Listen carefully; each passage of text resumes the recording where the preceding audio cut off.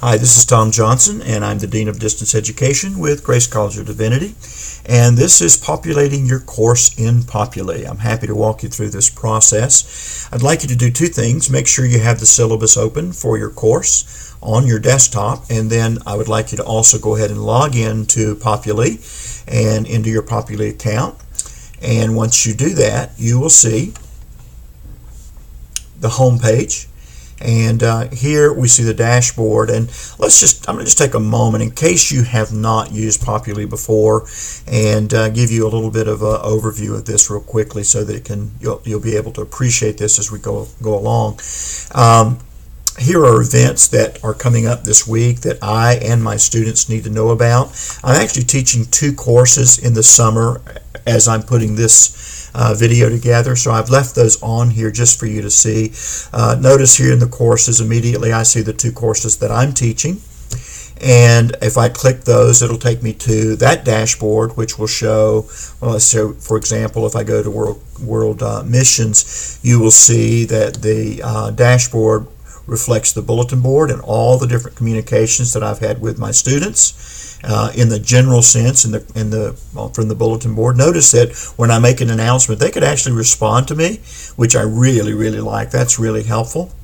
And also you'll notice that I have the things that are scheduled coming up on Friday. My students know that they have paper due at 11:59 p.m.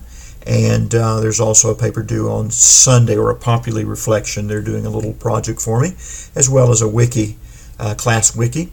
Here are my discussion boards that are running right now, and you'll notice these that are green indicate that I have new discussions. In other words, students have recently, in the last 24 hours or since the last time I checked, have made responses or posts to my discussions that are going on, and that's very helpful. Let me just take a moment while we're here and look at the discussion, and then we're going to go back. So I don't want to get you too confused, but we're here. So in this particular thread, I've asked the students to give me some feedback. I simply say, please take a few minutes to give me your final thoughts on Populi platform and your overall course experience. And you'll notice here that the students have begun to give me some information. Now, I've been doing this throughout the course, and the reason for that was because these were the first courses offered in Populi for Grace College of Divinity. So the students have given me some feedback on the Populi course, and you'll notice this student wrote some things, and then I responded to him. Now another student has written, and I will respond to him later on.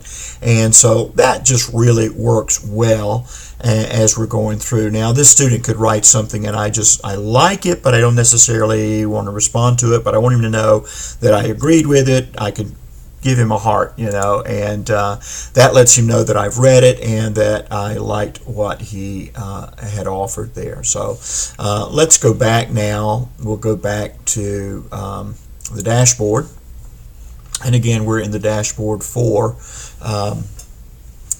World Missions, but I want to go back. We're going to go all the way back now to our dashboard and begin building the Pastoral Ministries course. Over top of the courses, you'll see this drop down, and here I can choose the season or the semester that my course will be offered in. This particular course is going to be offered in the fall semester, the B term.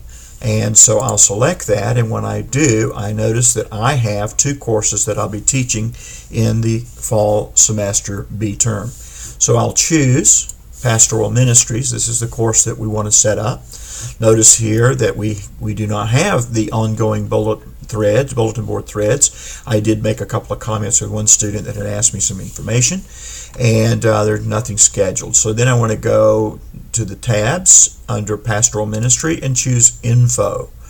Now once I choose Info, if I had this course being taught at another time, I could clone that course. I could clone from another course here and pull that course forward into my Populi and just simply make the necessary changes. Would not bring my students or their grades. It would just simply bring all the content forward. So once I've built this class, I can teach it, make additions as I go along, but I can refresh it every time, and that won't be a problem. Okay.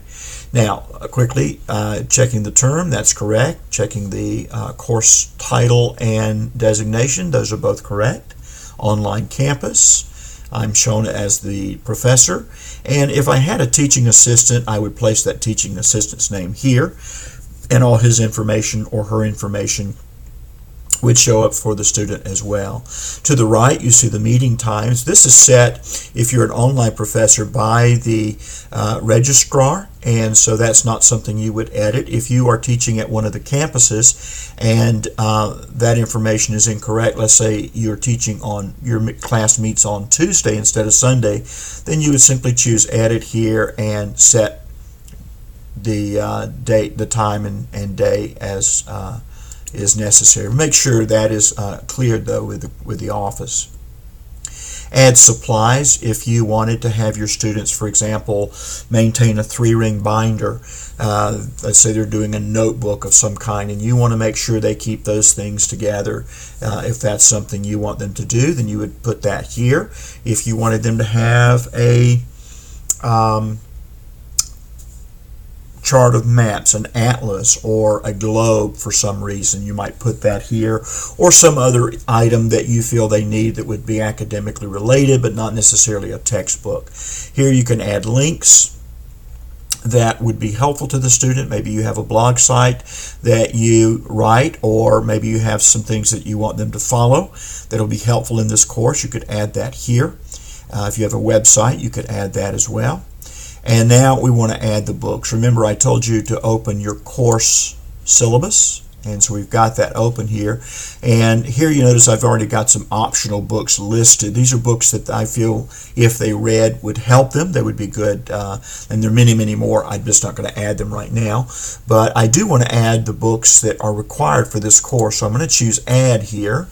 And to the right, I'm going to go ahead and just cut and paste. So copy, and I'm going to paste 7 Practices of Effective Ministry by Andy Stanley, and I'm going to save that. Actually, I have to go back. Sorry.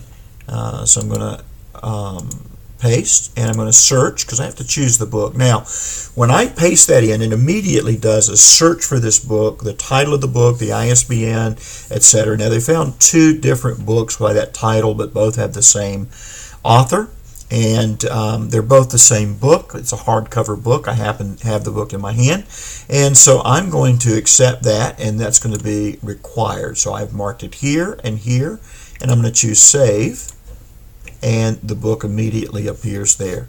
Now, this is very interesting. Once the student sees this in their syllabus or in their dashboard and they click on it, they see a picture of the book, they see all the information about the book, and it puts them on the right track to actually receive that book. Now, in your view of the book, if you choose to make that book now optional rather than to make it required, simply click here. Or if you decided you don't want that book as part of the course, you can remove it here.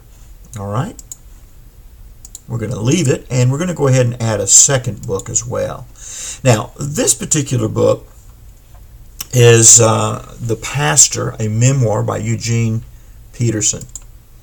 And so once again, I'm going to copy, and I'm going to paste. And it's very helpful if I have the ISBN number, because as you see here, we have a lot of different books that have come up. Now, what I don't know, I am not positive about, is could this be the latest version and this be an earlier edition, or is one a paperback and one a hardback? I just don't know. So I'm going to do something different here. I'm going to take this one out, and I'm going to open the text. I have the textbook here at hand, and I'm going to open it, and I'm going to go ahead and type in the ISBN number. Make sure you put your hyphens, because it will not look them up if you don't. 9.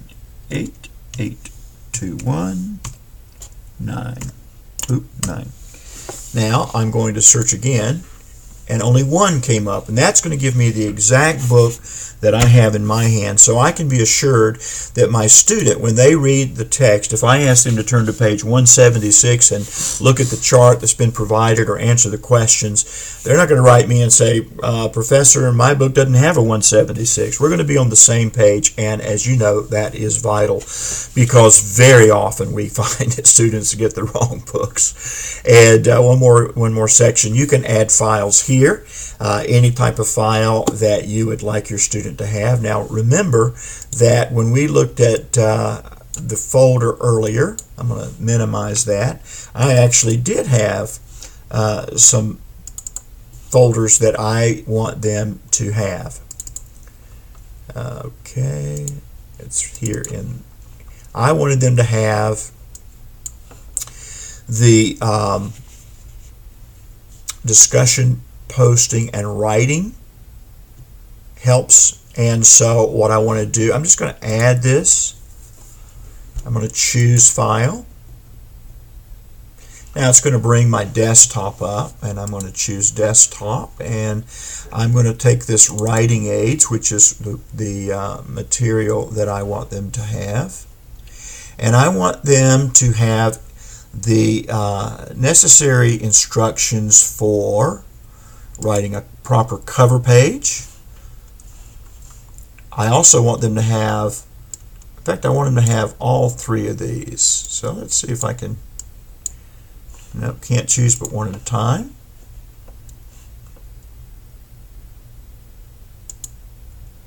And I'm going to add another. I want them to have this Chicago. And I'll add another. You see how simple that is. Popular versus scholarly sources. And I also want them to have, and this is in a different file, so I'm going to go back to my desktop. I hope you're following me. Oh, wrong. Pastoral. And I want to go to admin. And I want them to have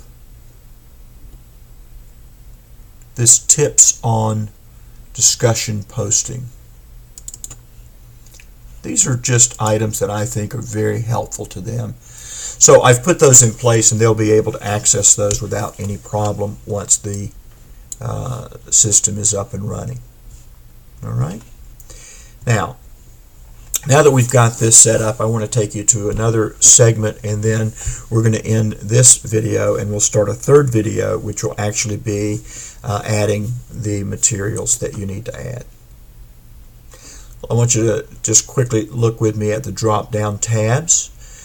So we have already looked at info. We've put our books in place. We have assignments. This is where we're going to bring all the materials into play that are in the syllabus that we created earlier. I'll go ahead and pull that back up. That's where this information is going to play an important part.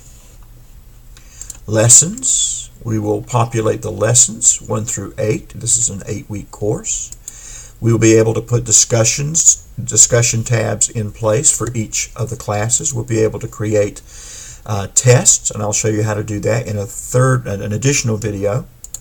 We'll be able to look at the calendar, and you'll see the classes, when the classes start on the 26th of October in each one of the classes. Once we put our assignments in here, they'll start filling in the calendar as well. If we have assignments that are due on Wednesdays, they'll show up. If we have them due on Friday, Saturday, they'll show up here. Here is the roster, so you can see that we have 4 students already signed up for this class. Here's the grade book. Nothing's been placed in the assignment folder yet, so we can't put grades. Let me give you an overview of how to take attendance. We take attendance on Sunday, and typically that would mean the Sunday following the first day of the week. So in other words, the students are in school a week, and then you take attendance, because with the online learning, you have several assignments that they have to be able to get to.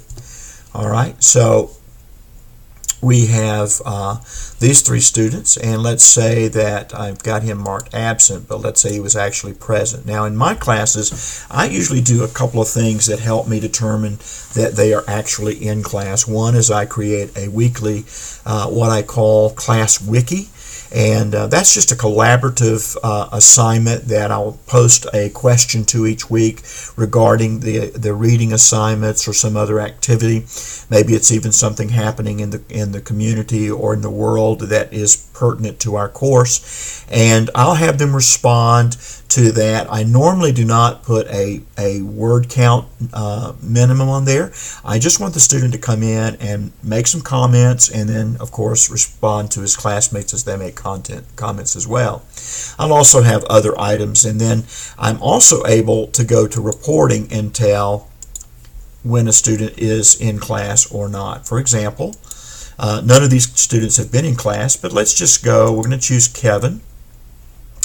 And we're gonna look at Kevin, and we're gonna do a little time tracking on Kevin. We wanna know how much time he has spent in the class, and so we're gonna look at Kevin, and we're gonna ask, has he been in class at all up to this point? Now we already know the answer, but we're gonna apply the filter, and you'll see here that no time tracking data is returned, and the reason is because he hasn't been in class, and so none of these are going to show up anything. But once he comes to class, you'll be able to tell he spent 5 minutes in class, or he spent during the week and typically a student should spend about 3 hours interacting with the material in the class itself. All right, now this is a feature that I really like. It's called chat, and it's just like any other chat session that you have had in Facebook or anything else. And here you simply would start a chat session and date here, and then you can invite your students. You tell your students that you're going to be available at 8:44 p.m. and you want to invite them to come in and talk about anything to do with the class, or maybe it's a specific reading assignment and you want everyone to take a few minutes to talk about that reading assignment. And of course it's written chat, which is a downside in my mind, but one day we'll have voice chat as well. I guess that would be real chatting, but anyway, we'll have that added to it, Lord willing. And but this is a great place for you to do some collaborative exercises with your student as well. Okay, and so let's go back to this last one we didn't look at earlier, and this is my profile. Now this is my particular profile, and every student, every person in Populi has this profile or has a profile like it. And so this shows all the notes, emails, letters, files, or anything else that I have sent through Populi, only through Populi, and anyone that I've sent them to, it immediately tracks that for me. So let's say you and I are having an exchange of emails, and on the next week you call me and say, hey, I didn't get that email. I can immediately go access it, make sure it was sent, and if it wasn't, or even if it was, I can resend it. And it's right there, and I have it keeps it in the file. Now this is really important because we often communicate with our students, and sometimes it's so easy to do so in our personal accounts. We get over into our Outlook or whatever, and we're answering emails, and perhaps we're using our Gmail account or our Yahoo account, and that's really not what we want to do. We want to keep this as professional as possible, and the best way to do that is through your history, because then if there's any question about content or intent, we always have that paper trail to go back to. All right? And so you of course can fill this out. This is bulletin board, things that have been said to me, information about me.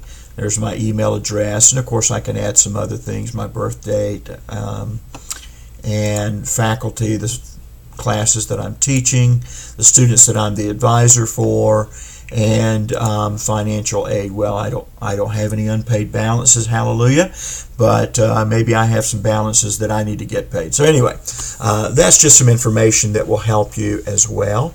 At the top, you have similar functions, but most of these you will not need to concern yourself with. However, this gives you the names, and if you click on, let's say you need to communicate with David Aspinall in the library, you can click on there, and then you can send an email to David, and of course that's kept in your file so that you have a record of that. Okay.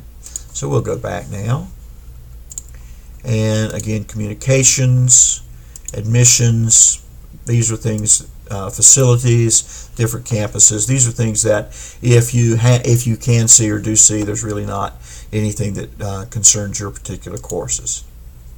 All right. So that concludes this session, and we'll have one last, or probably two sessions. But the next session we're going to build just a couple of lessons for you. We'll set up the main